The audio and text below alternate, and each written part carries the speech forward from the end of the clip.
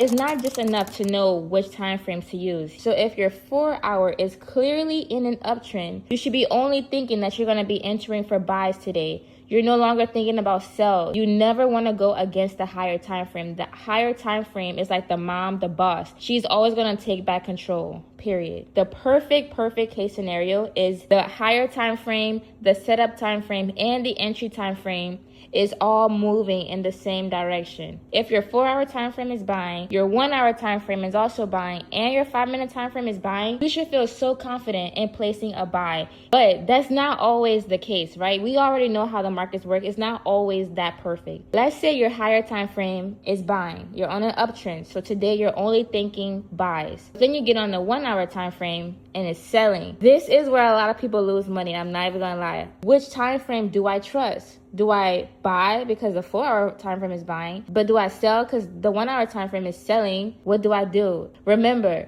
the higher time frame always wins. This sell that's happening on the 1 hour time frame is basically these pullbacks in the overall 4 hour time frame. Remember, your 1 hour time frame is your setup time frame. So this is telling you which part of the trend you're on. Are you continuing the buy or are you pulling back? So if we're on an uptrend, but your 1 hour is selling, that means that we're pulling back right now. It's creating a higher low. Do you trade? Me personally, I would not trade. This is why traders don't trade every day, because there isn't always the perfect setup every single day. All of the time frames don't always align every single day. But if you are more advanced and you feel like you can understand how to place a sell when the 1 hour is selling but the 4 hour is buying, you do you. I just don't do that. You want to wait until the 1 hour starts to buy. That's when you want to enter in for the buy, because you know at this point the overall trend is done pulling back. So right now it's creating a low,